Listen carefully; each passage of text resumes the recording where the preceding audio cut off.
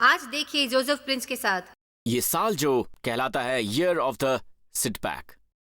Relax कीजिए और देखिए।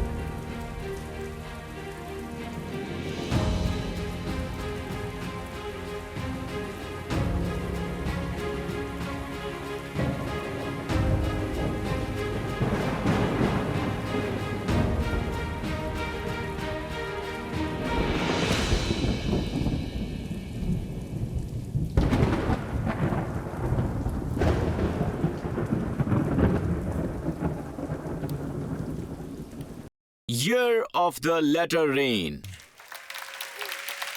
Year of the latter rain, जकरिया अध्याय 10 वचन 1।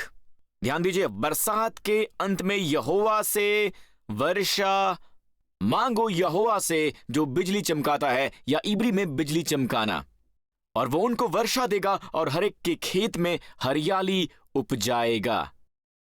तो मुझे इस आने वाले वर्ष के लिए ये थीम प्राप्त हुई और पिछले सप्ताह बहुत ही अच्छी बारिश हुई।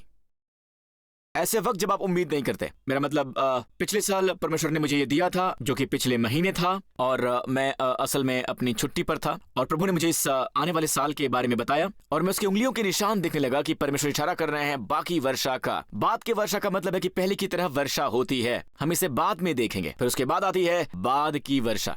हम बाद की वर्षा के इस साल में क्या अपेक्षा कर सकते हैं? और जब प्रभु ने मुझे ये दिया, मैं ये देखने लगा कि चारों तरफ वर्षा थी, हर तरफ वर्षा ही वर्षा थी, यहां तक कि हमारे नए साल के शाम में भी। आपको याद है, दरअसल उन्होंने सोचा कि ये उनकी परेड पर भी बारिश होगी, और उन सभी सार्वजनिक आयोजनों पर भी, और सिंगापुर के अलग अलग भागों में इस तरह के अवसर मना रहे थे। दोपहर को बारिश हो रही थी, सुबह सुबह बारिश हो रही थी। आमीन। और क्योंकि वचन सिंगापुर से निकल कर आ रहा है, तो सिंगापुर इसके चिन्ह देगा। और मेरे लिए ये स्पष्ट चिन्ह था, क्योंकि मैंने पहले से ही परमेश्वर से सुन लिया था, और मैंने परमेश्वर से ये प्रार्थना की कि ये वर्षा रुक जाए ताकि आतिशबाजी चलती रह सके। और मेरा बेटा आतिशबाजी देखना चाहता था, और वही हुआ, बारिश बिल्कुल रुक गई। प्रभु का धन्यवाद हो। तो चलिए समझते हैं कि पहली वर्षा और बाद की वर्षा क्या है। परमेश्वर अपने प्रदेश का इस्तेमाल करते हैं, इजराइल प्रदेश का, उसकी पूरी टोपोग्राफी और ऋतुओं के संदर्भ में, उसकी फसल और यहां तक कि उसकी वर्षा भी, ताकि वो हमें एक गंभीर सबक सिखा सकें। और जबकि ये सही है, ये प्राकृतिक है। अनाज, दाख मधु, ये सब प्राकृतिक है। हमारे लिए कुछ आत्मिक सत्य हैं जब हम परमेश्वर के वचन में जाते हैं। क्या आप तैयार हैं? ठीक है। पहले परमेश्वर कहते हैं कि बरसात के अंत में यहोवा से वर्षा मांगो, यहोवा से जो बिजली चमकाता है। इब्री में यह शब्द बिजली चमकाता है, और केवल बाइबल का यंग का अनुवाद ही इसे सही रूप में प्रस्तुत करता है। यंग कहता है कि यहोवा बिजली चमकाता है, बहुवचन है ये, बिजली चमकाना। आमीन। बिजली चमकती है और बाद में बारिश आती है।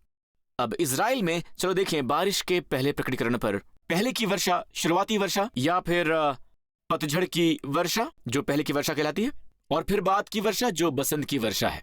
चलो उनकी ओर देखते हैं। ये बाइबल में बाद की वर्षा का पहली बार होना है, ये महत्वपूर्ण है।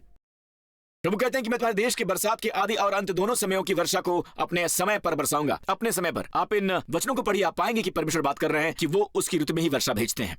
अगर सारे साल ही बारिश होती रहे तो ये फसल के लिए अच्छा नहीं है, वो बर्बाद हो जाएगी, है ना। आपके धान के खेत, हालांकि इसे अपनी रुपाई और पकने के लिए वर्षा की आवश्यकता होती है, तभी ये पकते हैं, पानी जरूरी है, पर सारे समय वर्षा नहीं होनी चाहिए। ज्यादातर फसलें सारे समय वर्षा को झेल नहीं सकती हैं। होगा ये कि कटनी बिल्कुल खराब हो जाएगी। ठीक है। तो इजराइल में 2 बार वर्षा आती है, बाइबल कहती है। आज वो कहते हैं 3 बार, पर असल में यह है 2 बार। बाइबल 2 बार की बात करती है। साल के अंत की वर्षा जो सर्दी की वर्षा है, या पतझड़ की वर्षा, फिर आती है वसंत की वर्षा। पहली वर्षा यहां लिखा है, परमेश्वर कहते हैं आदि और अंत दोनों समयों की वर्षा। आदि वर्षा इब्री में कहलाती है योरेह, और हम उस पर आएंगे, वहां उसके मायने हैं। और अंत की वर्षा कहलाती है मालकोश। आदि वर्षा आती है अक्टूबर और नवंबर के महीने में, और ये होती है बीज बोने के लिए। तो उस समय वो बीज बोते हैं और उन्हें वर्षा की आवश्यकता होती है कि जब बीज बोए जाएं तो वो बीज उग सकें। तो वो वर्षा के लिए प्रार्थना करते हैं। अब ये दिलचस्प है कि वो बारिश के लिए प्रार्थना करते हैं, क्योंकि प्रभु उनसे कहते हैं व्यवस्था विवरण 11 में, मैं तुम्हें मिस्र से बाहर निकाल कर लाया हूं, जहां तुम अपने पांव से, ठीक है, खेत को सींचा करते थे। यह एक चित्र है जहां लोग सिंचाई कर रहे हैं अपने पांव के माध्यम से। तब वो इसी तरह से सिंचाई करते थे। वो ऊपर नहीं देखते थे, नीचे देखते थे, अपने यत्नों की ओर, यंत्रों की ओर देखते थे। वो खेतों की ओर देखते थे, ठीक है, वो नीचे देखते थे। प्रभु कहते हैं मैं तुम्हें मिस्र से बाहर निकाल कर ला रहा हूं। संसार की एक तस्वीर, दास्तां की एक तस्वीर, जहां से परमेश्वर उन्हें दास्तां से निकाल कर लाए। वो कहते हैं मैं तुम्हें ऐसे प्रदेश में ले जाऊंगा जहां पर धरती आसमान से पानी पिएगी। दूसरे शब्दों में वो ऊपर देखेंगे और परमेश्वर पर निर्भर रहेंगे। इस साल हम ऊपर देखेंगे और उन पर आशीषों के लिए निर्भर रहेंगे, जबकि संसार अपने ही यत्नों से संघर्षरत है, अपनी प्रतिभा पर निर्भर करते हुए, अपनी ऊर्जा पर निर्भर करते हुए, अपने कामों पर निर्भर करते हुए, अपनी प्रतिभा, अपनी एनर्जी पर निर्भर, अपने कामों पर निर्भर करते हुए हम आशीषों के लिए प्रभु की ओर देखेंगे। तो हमारे लिए वर्षा का मतलब क्या है? तो यह आदि की वर्षा के लिए शब्द है योरेह, जिसका सचमुच मतलब है बाण निकालते हुए, चलाए जाने वाले बाण। तो वर्षा तीर की तरह है, राइट।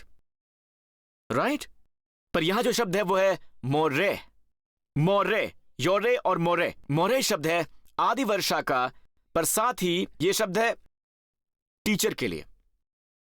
आमीन। और फिर जो बाद की वर्षा आती है वो होती है फरवरी और मार्च के महीने में। आदि की वर्षा होती है वो होती है अक्टूबर और नवंबर में, और बाद की वर्षा जिसके बारे में हम बात कर रहे हैं वो मार्च की शुरुआत या फिर फरवरी अंत के महीने में आती है, पर अक्सर ये मार्च में ही होती है, मार्च और अप्रैल। और ये फसल के लिए होती है, प्रकटीकरण के लिए होती है। क्या आप सुन रहे हैं जो मैं कह रहा हूं? ये फसल की कटनी के लिए होती है। प्रभु कहते हैं जिससे तू अपना अन्य नया दाख मधु और टटका तेल संचय कर सकेगा। जब आप अनाज के बारे में सोचते हैं तो आप रोटी के बारे में सोचते हैं। जब आप दाखरस के बारे में सोचते हैं तो मिलता है दाख मधु और तेल। सचमुच ये चीजें इजराइल में आज हकीकत है, आज भी ये उनकी मुख्य उपज है। आमीन। यही वो आज खाते हैं, पर परमेश्वर के पास इसका गंभीर अर्थ है। जब आप रोटी और दाख मधु के बारे में सोचते हैं, वो कहते हैं आपको आशीष देंगे और वो कम्युनियन को प्रकट होते हुए देखेंगे। अगर आपने शरीर में किसी विशेष अवस्था के लिए कम्युनियन देखा है तो इसकी फसल उत्पन्न होते हुए भी आप जरूर देखने वाले हैं इस साल, क्योंकि ये अंत के वर्षा का साल है। क्या आप सुन रहे हैं दोस्तों? और फिर भी बाइबल में ये लिखा है हमें ये आशीषें परमेश्वर से मांगनी है। चलिए चलते हैं ज़करिया पर। बरसात के अंत में यहोवा से वर्षा मांगो। हम सोचेंगे कि हाँ, परमेश्वर से हम वर्षा क्यों मांगे? बाद की वर्षा के रूप में, वो तो आएगी ही, है ना? और ये प्रार्थना का एक बहुत ही अद्भुत रहस्य है। बताइए हम प्रार्थना क्यों करते हैं? जब हम अस्पताल जाते हैं और किसी के लिए प्रार्थना करने के लिए जाते हैं, आप वहां जा रहे हैं बीमार के लिए प्रार्थना करने के लिए, जिससे सुकून मिलता है उन लोगों को जो वहां पर होते हैं या उन बीमारों को। नहीं, हम वहां जाते हैं परमेश्वर के चमत्कार के लिए। हम जाते हैं कि परमेश्वर इस कठिन परिस्थिति में मध्यस्थता करेंगे। जो बातें मनुष्य के लिए संभव है वो परमेश्वर के लिए संभव है। तो हम प्रार्थना कर रहे हैं, फिर भी परमेश्वर कह रहे हैं कि हमसे मांगो। चलो भी मुझसे मांगो, चलो बाद की वर्षा ऋतु में।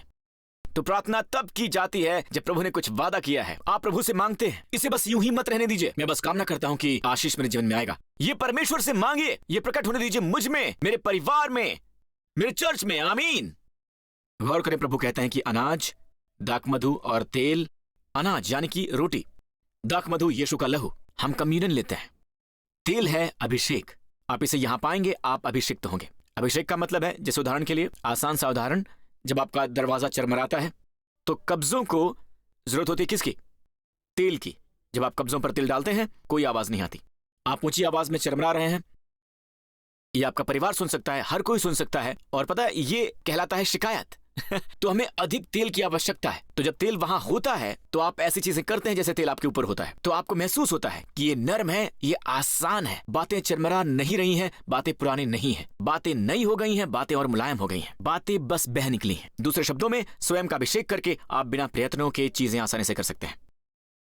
आप चीजें करते हैं और आप बिना प्रयत्नों के आप आसानी से कर लेते हैं। आप पाते हैं कि आप में वो होशियारी भले ही ना हो और ना उसकी जानकारी हो, या आप उनसे छोटे हैं जो लोग इस क्षेत्र में ज्यादा अनुभवी हैं, उसके बावजूद भी वहां आप पर अभिषेक है। तो हम कम्युनियन लेते हैं, हमारे पास तेल है, प्रभु आशीष देंगे, अनाज देंगे, दाख मधु और तेल देंगे। और ये किसका साल है? प्रकट होने का। एक और शब्द है जो शावर के लिए इस्तेमाल किया जाता है, यहां भी मिलता है। चलिए अब वापस चलते हैं ज़करिया पर। आप यहां पर देखते हैं, ध्यान से देखिएगा। और वो उनको वर्षा देगा। अब यहां पर ये शब्द वर्षा शब्द है गेशेम। ये भी वर्षा के लिए इस्तेमाल होता है, पर गेशेम, जब भी इब्री में गेशेम का इस्तेमाल करते हैं, इसका मतलब है मूसलाधार बारिश, तेज भारी वर्षा। तेज भारी वर्षा, इसे दिमाग में रखिए। गेशेम के लिए जो मूल शब्द है वो है प्रकट होना। जी हाँ, प्रकट होना यानी कि अवतरण। पुराने नियम में परमेश्वर उनके साथ साथ चले एक बादल के रूप में, कभी भी बारिश के रूप में नहीं, क्योंकि निर्जन प्रदेश में परमेश्वर 40 साल पर बादल में थे। ऑलराइट, बादल के स्तंभ के रूप में उन्होंने कभी भी उन पर वर्षा नहीं बरसाई, मन्ना की वर्षा की पर वर्षा नहीं की। ये इस तरह था, उन्होंने खुद को कभी भी लोगों के सामने प्रकट नहीं किया।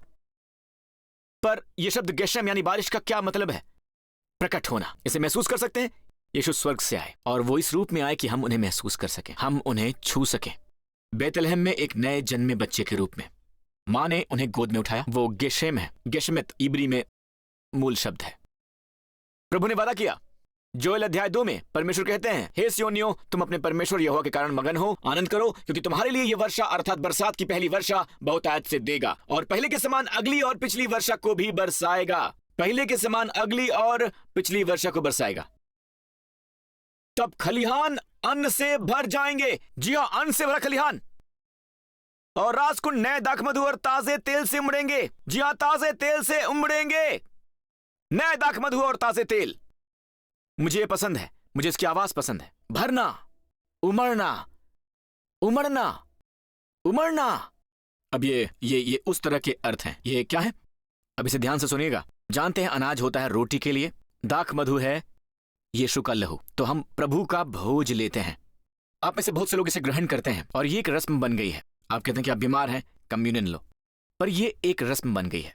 आपको एक प्रकाश की आवश्यकता है। आपको रुकना पड़ेगा और आपको इसके बारे में सोचना होगा कि यीशु को आखिर क्या हुआ। यहां तक पुराने नियम के चित्र भी, जहां मेमने को मारा जा रहा है, उसे वेदी पर डाला जा रहा है, यीशु का चित्र है क्रूस पर। उन मेमनों को कभी यंत्रणा नहीं दी गई थी, कोड़े नहीं मारे गए थे, उन्हें कभी पीटा नहीं गया था, उन्हें सीधे कत्ल किया गया, जैसे यीशु का चित्र है क्रूस पर। यीशु को कोड़े क्यों मारे गए? वो यूं ही क्रूस पर क्यों नहीं गए और हमारे पाप उठा लिए, जो क्रूस पर हुआ था? पर उससे पहले उन्हें मारा क्यों गया था? बहुत से अपराधी या तो उन्हें कोड़े मारे जाते हैं, सबक सिखाते हैं और छोड़ देते हैं, पर यीशु वो क्रूस पर सीधे चले जाते हैं, पर उससे पहले काफी ज्यादा कोड़े खाते हैं, पीटे जाते हैं। क्यों? क्योंकि बाइबल कहती है कि उनके कोड़े खाने से हम चंगे हुए। उस वार से आपका कैंसर ठीक हुआ, उस वार से आपकी डायबिटीज सामान्य हो गई, उस वार से आपका प्रोस्टेट अपने आप कम हो गया। आप पूरी सरमन बैठ सकते हैं। उस वार से आपका यौवन नया हो गया, बांझों की तरह, बांझ की तरह। अब सुनिए, वापस चलते हैं जोएल पर। परमेश्वर ने प्रतिज्ञा की उमड़ने वाले आशीषों की, और फिर वचन 25, मैं वर्षों की हानि तुम्हें भर दूंगा। वर्षा आने पर कम्युनियन पर प्रकाश होगा, और वो सब, न केवल वो, जिन वर्षों की उपज जिसको मैंने तुम्हारे बीच भेजा, जिन्हें टिड्डियों ने खा लिया था। आमीन। मैं उन वर्षों की हानि भरूंगा जो टिड्डी दल ने खा लिया था। टिड्डी दल वो होता है जो टिड्डियों का दल एक साथ मिलकर आता है और यहां तक कि सूरज को भी ढांप लेता है, और रात का समय हो जाता है, ये पूरे आकाश में छा जाता है, और किसान इस टिड्डी दल से बहुत डरते हैं, बहुत ही ज्यादा। वो एक साथ आ जाते हैं, वो फसल पर झपटते हैं और वो पीछे छोड़ जाते हैं सब कुछ मरा हुआ और पूरी तरह से बर्बाद करके सब कुछ साफ कर देते हैं, एक हरा पत्ता भी नहीं बचता है। अमेरिका और इजराइल के किसान इस टिड्डी दल से बहुत ही ज्यादा डरते हैं। वो नहीं जानते कि वो कब आएगा। और पता है, शत्रु भी ऐसा ही होता है, एक बड़ा टिड्डी दल। फिर प्रभु कहते हैं कि खा जाने वाला टिड्डी दल ये सब कुछ खा लेता है। वो वहां टहनियों पर रुक जाता है और हर बार जब हरा पत्ता निकलता है वो उसे खा लेता है, वो उसे खा लेता है। क्या आपको वैसा महसूस होता है? क्या पिछले साल में आपको अनुभव हुआ है? आपने उससे पहले अनुभव किया है ऐसा, जब आपको लगा कि एकदम से अचानक ही कुछ बहुत बुरा हो गया जिससे आपका जीवन बदल गया? ये अच्छा नहीं है, और ये बिल्कुल अचानक ही हुआ था, किसी को पता नहीं था कि ऐसा होगा। परमेश्वर कहते हैं, मैं उन वर्षों की भरपाई करूंगा अच्छे से।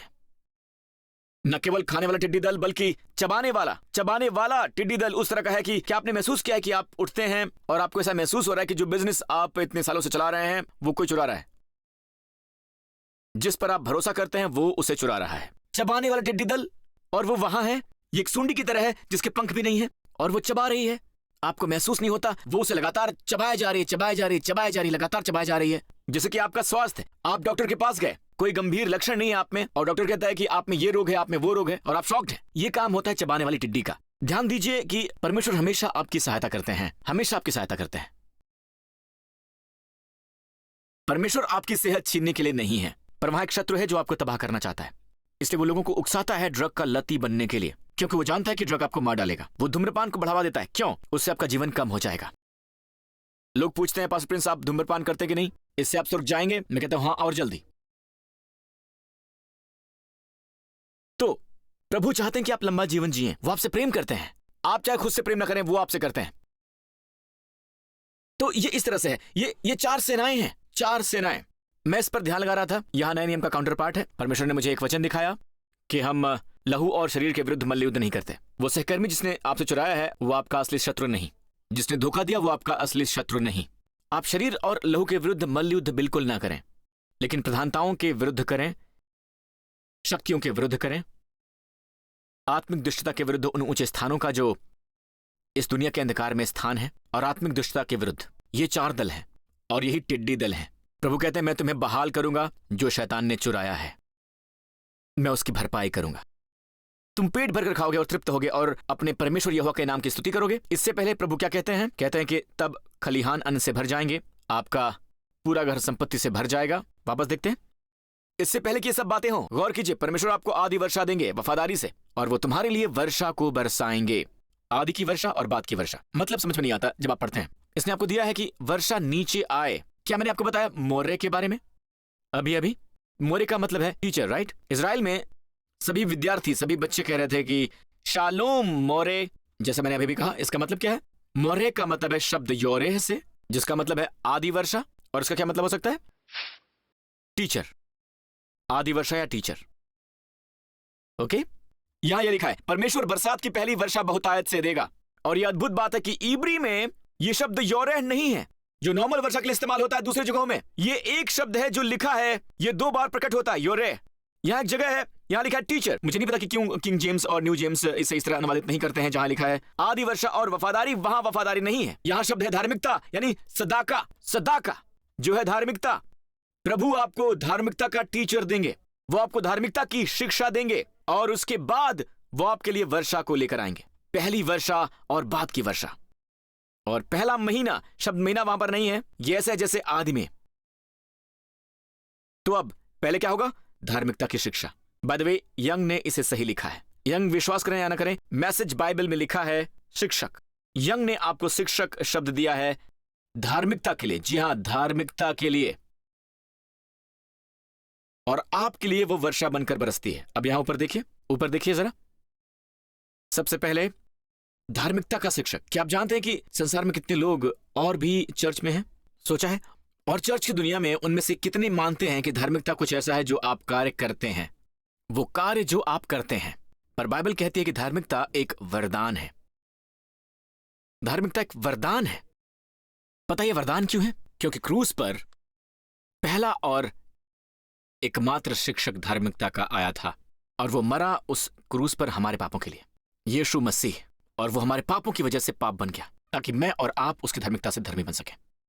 उसकी धार्मिकता से आज हम प्रचार करते हैं कि धार्मिकता एक वरदान है, पर जब आप इसे ग्रहण करते हैं तो वो आपको एक धर्मी मनुष्य की तरह देखते हैं। हालांकि आपके काम उस तरह के बिल्कुल नहीं हैं, हालांकि आप संपूर्ण नहीं हैं स्वर्ग के इस पार, पर प्रभु आपसे ऐसा व्यवहार करते हैं जैसे आप इब्राहिम की तरह धर्मी हैं। प्रभु ने कभी डांटा नहीं। जब उसने पाप किया, उसने झूठ बोला, और परमेश्वर ने उसे आशीषों से नवाजा। अब परमेश्वर झूठ के पक्ष में नहीं है, वो पाप के पक्ष में नहीं है। वो चाहते हैं कि आप जान लें, जब आप धार्मिकता की शिक्षा प्राप्त करते हैं तो आप धर्मी जीवन जिएंगे, आप धर्मी बनेंगे। क्या मुझे अच्छी आमीन मिल सकती है? तो धार्मिकता के जो शिक्षक हैं वो यीशु हैं, और वो आए। क्या आपने उनकी शिक्षा ग्रहण की है? सच्चा सुसमाचार। धार्मिकता की शिक्षा क्या है? ये कार्य करना नहीं है, ये एक वरदान है। एक बार जब आप उसे पा लेते हैं चलिए वापस चलते हैं किंग जेम्स पर, और फिर वो आपके लिए वर्षा को नीचे लेकर आएंगे। यंग में लिखा है छिड़काव और भरपूर। ये आदि वर्षा और बाद की वर्षा का हवाला दे रहा है। वो इसे नीचे लेकर आएगा। तो इससे पहले कि आप बाद की वर्षा पाएं, आपको धार्मिकता की शिक्षा पानी ही चाहिए। जितना ज्यादा आप इस शिक्षा को अपनाएंगे, आप देखेंगे कि आपके वर्ष बहाल हो रहे हैं। आप देखेंगे आप जवानी के दिनों की ओर लौट रहे हैं। आपको प्रकाश मिलेगा, वो भी अत्यधिक मात्रा में, आपकी दाख मधु में, अनाज में, आपके तेल में। और फिर आपके बारे में कहा जाएगा कि ये सच है कि जहां वो जाता है, जहां वो जाती है, लगता है कि अच्छी बातें हो रही हैं। वो आपको भाग्यशाली कहेंगे। आमीन। वो कितनी लकी है, पर आप आशीषित हैं। आमीन। आप जानते हैं कि ये शब्द भाग्य वैसा ही है कि हम इस वचन को कैसे इस्तेमाल करते हैं, पर आप और मैं जानते हैं कि ये भाग्य नहीं है। हम आशीषित हुए, बिल्कुल वैसे जैसे आप कुछ समय वर्षा के नीचे रहे, और जैसे बाहर आते हैं आपको लोग पहचान भी नहीं पाते हैं। आमीन। ये ही बात होगी। परमेश्वर की आशीषें आपको भिगो देंगी, और आपके बारे में ये कहा जाएगा धन्य है वो पुरुष, धन्य है वो स्त्री, क्योंकि वो भीगे हैं। जी हाँ, बाद की वर्षा के मौसम में भीगे हैं। परमेश्वर अपनी वर्षा हर एक पर बरसाएंगे। और सब लोगों ने कहा उसकी स्तुति हो। हालेलुया। अगर आप ये देख रहे हैं और आप ये कह रहे हैं कि पास्टर प्रिंस, मुझे यीशु मसीह चाहिए, और जो उन्होंने किया है मैं चाहता हूं मेरे जीवन में भी सच हो जाए। मैं जानता हूं कि वो क्रूस पर मेरे पापों की वजह से मैं अपने भले कामों द्वारा, अपनी नैतिकता के द्वारा किसी तरह उद्धार नहीं पा सकता। मैं उनके संपूर्ण मापदंड तक इस तरह नहीं पहुंच सकता। यह संभव नहीं होगा। मुझे एक उद्धारकर्ता चाहिए। मैं देख सकता हूं कि मुझे एक उद्धारकर्ता चाहिए। मेरे लिए प्रार्थना कीजिए पास्टर कि मैं उस बहुतायत के जीवन का आनंद लूं जिसकी प्रतिज्ञा यीशु ने दी है। मैं चाहता हूं मेरे पाप क्षमा हो और मैं परमेश्वर की संतान बनना चाहता हूं। तो उसी वक्त मेरे साथ ये प्रार्थना कीजिए, बस कुछ देर के लिए। उसके बाद मैं आप सबके लिए प्रार्थना करूंगा, उन आशीषों के लिए जिनका मैंने अभी भी जिक्र किया है, वो सब हकीकत बने और आपके जीवन में प्रकट हो। तो अगर आप ये कहीं भी देख रहे हो तो मेरे साथ ही कहिए कि हे स्वर्गीय पिता, मैं जानता हूं आप मुझसे प्रेम करते हैं और आपने भेजा अपने पुत्र यीशु मसीह को मेरा उद्धारकर्ता बनने के लिए। उसने क्रूस पर मेरे पाप उठा लिए और मेरी सारी दंडाज्ञा और सजा उसने खत्म कर दी। परमेश्वर की व्यवस्था खत्म की और फिर जी उठा बिना मेरे पापों के, मेरे लिए एक घोषणा करते हुए कि मेरे सारे पाप हटा लिए गए। यीशु मेरा प्रभु और उद्धार करता है, मेरा उद्धार करता। और मैं धन्यवाद करता हूं कि आज वो जीवित है। मैं आपका धन्यवाद करता हूं बहुत बहुत, और मैं अत्यधिक आशीषित हुआ हूं, अत्यधिक प्रेम प्राप्त भी। मैं आपसे प्रेम करता हूं पिता, क्योंकि पहले आपने मुझसे प्रेम किया। यीशु के नाम पर। और सब लोगों ने कहा आमीन। आमीन। प्रभु की स्तुति हो। पांव पर खड़े हो जाइए। इस पूरे स्थान पर अपने हाथ उठाइए। हम प्रार्थना करते हैं पिता कि जिसकी प्रतिज्ञा आपने अपने वचन में की है कि आपकी आयु और आपके बच्चों की आयु बढ़ती जाएगी जैसे धरती पर स्वर्ग के दिन, और ये हकीकत होंगे। यीशु के नाम पर ये होने दीजिए प्रभु, उन सब के जीवनों में जो ये उपदेश सुन रहे हैं पिता। हे परमेश्वर, यीशु के नाम पर कि इस साल वो इसको प्रकट होते हुए देखेंगे। पिता, मैं अपनी आवाज के नीचे उन सबके लिए प्रार्थना करता हूं। उनके यौवन को नया करो, उन्हें शक्ति दो, उनके स्वास्थ्य को तेजी से चंगा करो इस आने वाले साल में। हे पिता, उनके बारे में ये कहा जाए वो अपनी आयु से छोटे दिखते हैं। उनके बारे में ये कहा जाए पिता कि वो उससे कहीं ज्यादा सेहतमंद है जो वो सोचते हैं। इसकी गवाही दें प्रभु कि यीशु जीवित हैं और पूरी तरह से सही सलामत हैं और उनके जीवन के प्रभु हैं। और हे पिता, मैं प्रार्थना करता हूं कि जहां लोग कह रहे हैं भाग्यशाली पुरुष, भाग्यशाली स्त्री, मैं प्रार्थना करता हूं कि आप ये प्रकाश दें, आप इन लोगों का उपयोग करेंगे कि वो दूसरों को उत्साहित करने के लिए गवाही बने, आपको और अधिक जानने के लिए, यीशु मसीह को उद्धारकर्ता और प्रभु स्वीकार करने के लिए। धन्यवाद पिता। इस साल आपके जीवन में आशीषों की वर्षा हो, और इसीलिए हमारे प्रभु यीशु मसीह के नाम पर सभी लोगों ने ये कहा आमीन।